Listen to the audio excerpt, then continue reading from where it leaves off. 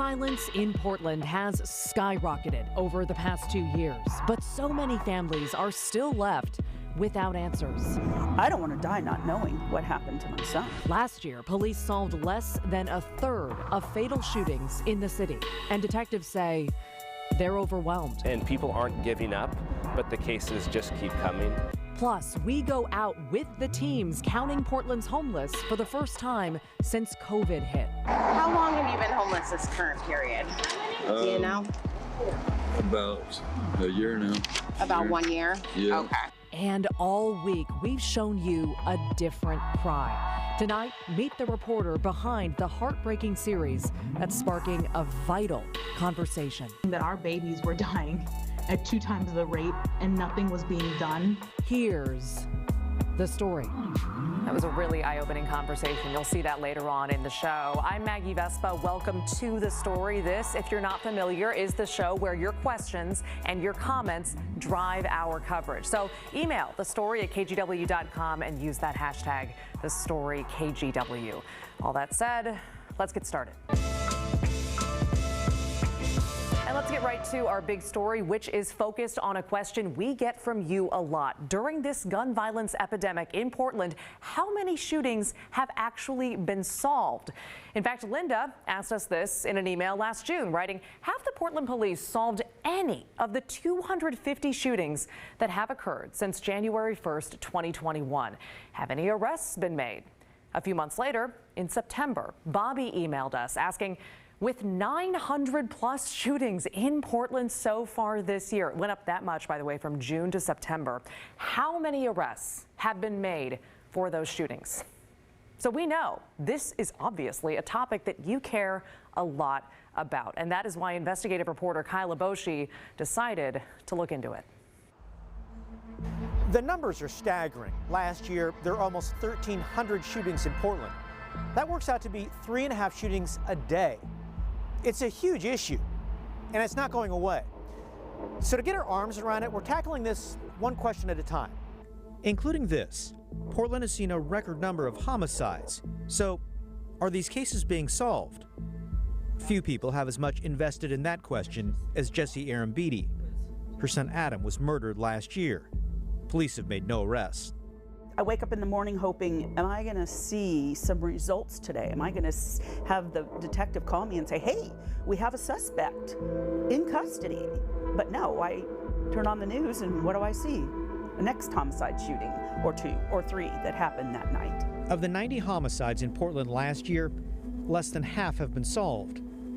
36-year-old Adam Arambidi and his friend Billy Peters were shot and killed outside the Acropolis in southeast Portland during the late night hours of February 27, 2021.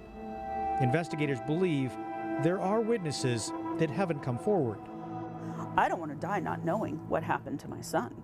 We haven't even had a memorial service for him because there's no closure yet for my family. I mean, it's been almost a year and we are just not ready to say goodbye to him.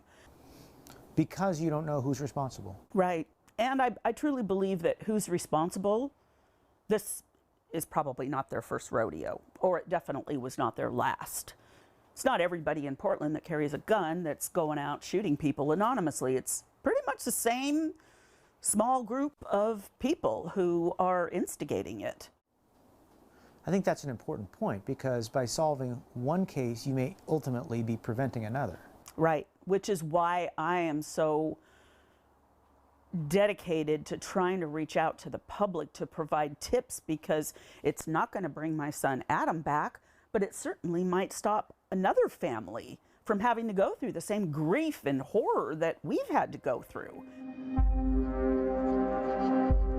Nationwide, the solve rate for murder was about 54% in 2020. That's the most recent data available from the FBI. Portland's solve rate that same year was 47%. We are working an uphill battle, and it's frustrating for us as detectives because we want to solve these cases. We know that when someone commits a murder, they've committed a heinous act, and if we don't catch them, they have the possibility of continuing on. Portland homicide detective Ryan Foote says investigators are overwhelmed. The Bureau added more detectives to the homicide unit, growing from 10 to 18, but they're still struggling to keep up. How do you prioritize these cases with so many on your desk? It's something that we struggle with. We don't, we want the time to solve our cases, and that's the frustrating part as a homicide detective in this city right now. We know that we can solve more cases than we do, and we have this abundance of work. I think every homicide detective in this detail is working at night after their normal day. They're going home and they're working from home. On the weekends, they're working through the weekends. And people aren't giving up, but the cases just keep coming. And they're difficult cases, mostly shootings. Often, witnesses scatter or they're fearful of sharing information with police. And research shows it's just harder to solve murders committed with a gun. That's because they're often connected to other crimes, like, for instance, a robbery, where the suspect and the victim, they don't know each other, versus, say, a stabbing with a knife, which may involve an argument between two people that do know each other. And there's physical evidence left at the scene. As proof, last year in Portland, only about 32% of fatal shootings were solved, compared to a 65% solve rate for homicides without a firearm. But no matter the circumstances, Jesse Arambidi believes the critical factor in solving murders comes from the community. People have to speak up. Yeah, this is Adam and his brother. I just don't know how to reach those people. They're humans, they have a heart, they have a conscience. So then what is stopping them? What is stopping them from reaching out and doing the right thing by, helping a family like mine or trying to prevent another family from going through this? And one other thing. Detectives say there's a reason they can't provide a lot of information to the victims' families. It's not that they're ignoring them, they just don't want to screw up the case. It's one thing to make an arrest, but these cases, they've got to hold up in court and get a conviction, and that can take years. Kyle Aboshi, KGW News. All right, let's switch gears now and talk about that big federally mandated count of our homeless population. This week, more than 150 volunteers are fanning out across Multnomah County to literally count homeless people. And this video here, this is rare. This is a team actually out doing the point-in-time count today. Paul Hunter, right there, says he's been homeless for about a year, and today he was willing to tell the survey team and us his story. Well, it's kind of embarrassing, being out here like this. I mean, if it's, going to help somebody else out or whatever. Why is it embarrassing? I've always had a roof over my head and everything. But it got real lonely, Not motivated to get out there and push no more, Just been through a lot of endless relationships, and women after the wrong things, just after my money or something, and just got depressed from it. I just kind of quit working out of it, and just trying to find, trying to make it, Now, we said this last night, but again, here are the numbers from the last point-in-time count. It happened in January 2019, so pre-pandemic. It found 4,015 people in Multnomah County experiencing homelessness, and that includes people on the streets, people in shelters, and people in transitional housing. Of those, a record high 2,037 were what's called unsheltered, meaning they're actually living on the streets. And again, that was January 2019. And that's why this count happening this week is so important. It'll tell us how COVID has actually impacted the housing crisis here in Multnomah County. In fact, here's what the guy leading that survey team told us. The researchers added questions about COVID and how COVID has impacted them, and if COVID is a direct cause of their homelessness now. So that additional question, or those additional questions, can give some insight to the researchers and policymakers about how COVID has impacted people, if it has caused people to become homeless, and if maybe there are some legislative needs to address that issue and provide people more support. And we should point out this count started last night. So those teams out there today are asking people where they slept last night. And that's how the point in time count works. So whenever you see stats moving forward about how many people were homeless on any given night tied to this count, you'll know the night teams zeroed in on. It was last night, the 26th. But again, the data won't be released until this summer. We also reported that detail last night. And Ben wrote in, he said, that's a whole segment in itself. If we act this slow, we are doomed for failure. Private businesses have to act fast to survive. What hurdles keep things from happening fast?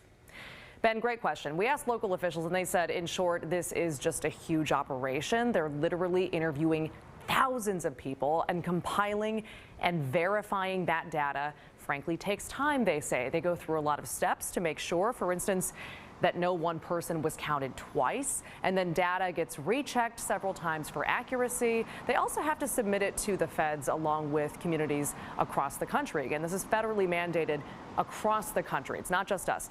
That also takes time. Then the report is compiled, the details in that are vetted, and so on.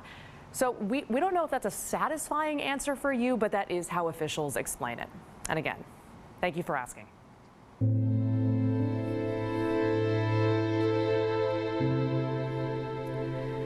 Let's turn now to a difficult but important conversation that we featured on this show all week. Our sister station in Atlanta produced a three-part series focused on young Black children dying by suicide. And we're not talking about teenagers or high schoolers. These are kids as young as 5 taking their own lives. And while prevention efforts have decreased suicides among white children, Black kids are dying at twice the rate. And experts say there isn't nearly enough research into why that is happening and what can be done to stop it. You can find that series now at kgw.com/adifferentcry. But tonight we want to really let you in on how that story, how that series came to be. So earlier today, I talked to Madison Carter. She's the lead reporter for the Atticus team at 11 Alive in Atlanta, and she is the reporter behind A Different Cry. Can you tell us first how you guys came across this idea? So we're a team of 4. I'm the lead reporter for this team. We have a data investigator and a producer. Our data investigator came across this report back from 2018. So now nearly 4 years ago, this report came out about numbers of Black kids dying by suicide. Again, we're not talking about teens here. We're talking about 5 to 12-year-olds. The Congressional Black Caucus released this report from an emergency task force. And then as we started looking into it, the numbers, trying to find more information, we couldn't. There weren't any articles, there were no news sources about this. The statistic that Black children are dying by suicide at twice the rate of their white peers is so stark and so horrifying. I mean, just as a human, how did that hit you when you first heard that statistic? This whole story hit me differently. I can tell you, if I'm speaking honestly, there was not one part of this piece that I approached as a journalist first. I approached everything as a Black woman. I approached it from the perspective of having 7-year-old nephews, Black nephews that were being bullied, having a brother that was bullied for a speech impediment, knowing Black children. Hopefully one day I'll be a mother of a Black child. So everything I approached in the story came first as a human being, right? And seeing that our babies were dying at 2 times the rate and nothing was being done was traumatic. It was extremely traumatic for me as a journalist. And I think that just drove me to want to get my team to make sure we do this story the right way so that we can get people to pay attention. How did you find the families you spoke with, and how did you, I guess, pitch this to them, sharing their story on such a public platform? Yeah, it took me a couple days, a couple therapy sessions to even be able to pick up the phone and to say to these mothers, can you please trust me with the story of the worst day of your life? To share with, now the story has almost 1 million views across the country in just a couple days now. So hopefully millions of people, right, will see this. And I had to approach it as a human being first. I had to approach it as someone who says, you know, I know what it's like. I have parents that have lost a child. I know what it's like to grieve. I don't know what this particular pain is like, having a child that took their own life. But I know how I would treat my parents, how I would want a journalist to treat my parents if they asked for, you know, the story about a death in the family. And I also said, I'm not here to collect this is not Black trauma porn. I'm not here to collect your tears and to show it to the world and have them feel bad for you. I'm here to try to help other families, to try to save lives. And I know that if you're able to share your story with me, we can save lives together. Our thanks again to Madison Carter and the Atticus team at 11 Alive, our sister station in Atlanta. If you or someone you know is in crisis, the Suicide Prevention Hotline is available 24 hours a day. The number right there on your screen, 1-800-273-8255.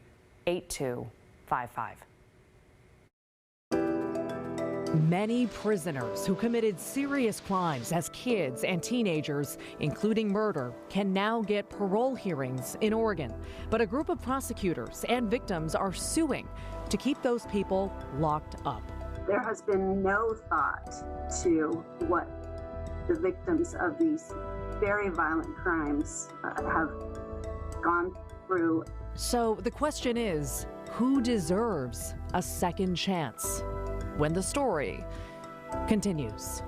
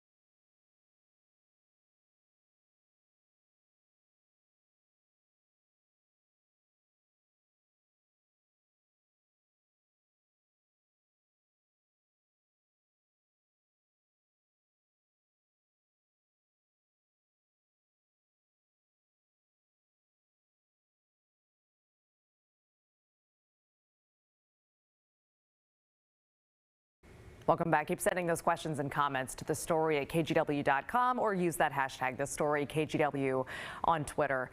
Late last year, we told you about how dozens of people convicted of violent crimes could be released early from prison. Oregon Governor Kate Brown commuted sentences for 74 people. And this is happening because they were convicted when they were teenagers. And Oregon has since changed the way it tries and sentences teens following new research into the way their brains work. In fact, here's a piece of the story that we did back in November. The science shows a couple of things. One, that young people are more prone to impulsive, high-risk decisions.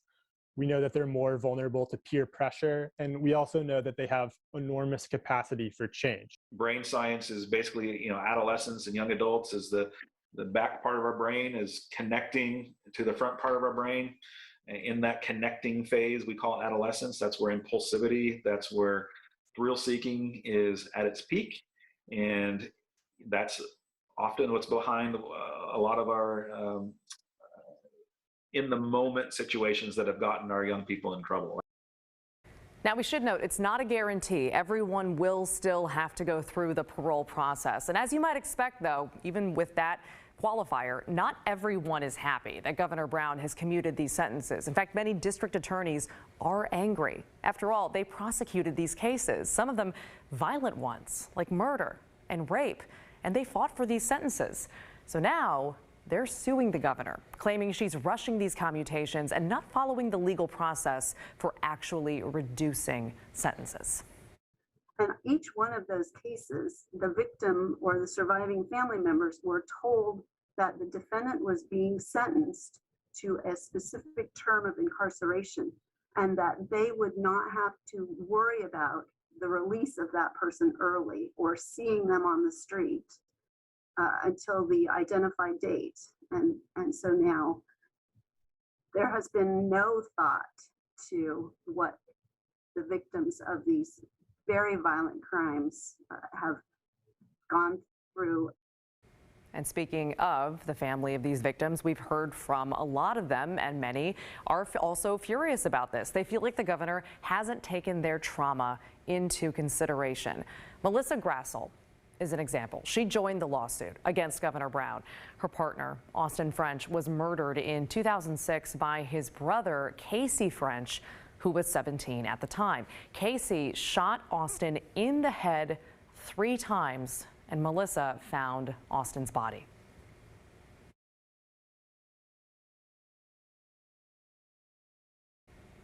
We apologize there. Casey French, for his part, admitted to the crime, but he says he's grown up a lot in the last 16 years. In 2020, French wrote an article for theappeal.org.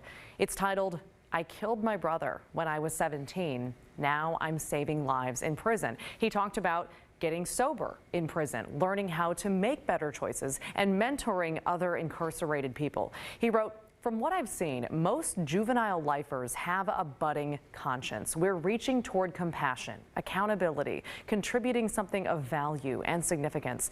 And society may have thrown us away," he continued, "but our community refuses to let our peers suffer without at least trying to help them. We are all hopeful that if we one day gain our freedom, we can become an even greater resource as volunteers on the outside. Until then," he said, "we will not be complacent. We're doing the best we can with what we have." Melissa Grassel says she's read his appeal and she's not sold. He still doesn't have any kind of remorse for his victims, for me, for his brother, for his aunt that lost a nephew, for his grandma that lost a grandson. There's no sign of remorse at all. And that's what's scary to me, because if he can commit that kind of a murder to the one person that was willing to take him in when he had nobody, you know, and that he can kill that person, it makes me wonder what else he's capable of if he's not sorry. So prosecutors say it doesn't matter how much someone has grown up or changed or how much the science has evolved. They say the governor is trying to circumvent the legal process and that it could have, they believe, dangerous implications if people are released without thorough consideration. We have reached out to Governor Brown's office, and they say the clemency process takes 6 months or longer because they gather information from law enforcement, from prison officials, and from the victims. And they told us, quote, "The governor understands that families may have concerns when someone is being considered for clemency, which is why she takes the review process very seriously. The governor does not grant clemency without considering input from the victim through the DA." All right. Still ahead, you all had a lot of opinions on a very different story, basically over whether or not you want to be able to pump your own gas in Oregon, which could be an option in this state if a bill passes next month. We're going to read some of your responses to that story coming up next.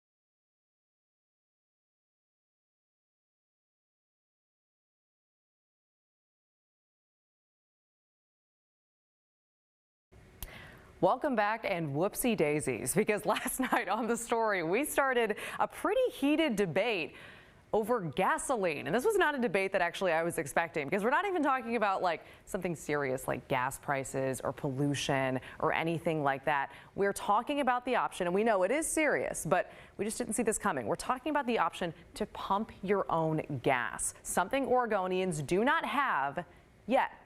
However, lawmakers are about to take up a bill that would change the state's long-standing rule. It would let drivers, if this passes, choose between self-service gas or service from an attendant at gas stations nationwide. Supporters say it's in response to the labor shortage during the pandemic, and it will help gas stations stay open. And they also say wages for employees at gas stations would not be impacted. So we wanted to know what you thought. Do you like having someone pump your gas for you, or do you wish you could do it yourself like almost every other state in the country? And your responses were really divided. We posted a poll on Twitter that was actually pretty much split down the middle, with slightly more people saying they don't want to pump their own gas. We also got a ton of email responses. Again, those were divided. Barry wrote, certain features and attractions make Oregon unique, e.g. Pinot Noir, Benson Bubblers, Mount Hood, microbrews, and no self-serve gasoline. It's quite the tourist draw. This revered gas pump tradition must be maintained. Barry, I love it. Thank you so much. On the flip side, Warren said, I grew up in Seattle and I've lived in Portland since 1983. In Washington, back then, we pumped our own gas by choice, or the attendant pumped the gas, washed the windshield and sometimes the rear window, and checked the oil. That sounds fancy. Then he referenced one of the official reasons from the state of Oregon for not letting people pump gas. It's that people could slip on the ground when they get out of their car. He wrote, Seattle has rain too, so that is a bogus argument. Let's move on like other states have, mostly long ago. Seriously, there was a fiery day in our inbox after we had that segment. We thought it was pretty benign, but people have strong opinions. Keep sending your questions and your comments to The Story at KGW.com. We love it. We're going to finish The Story next.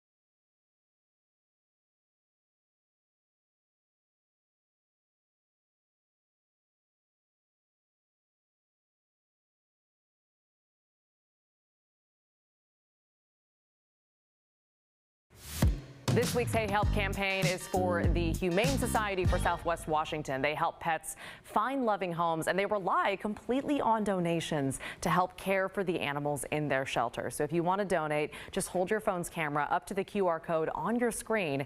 You can also go to kgw.com/heyhelp. And while you have that phone, follow us on Twitter at The Story KGW or email thestory@kgw.com. That does it for this show. The news at 6:30 with Laurel Porter starts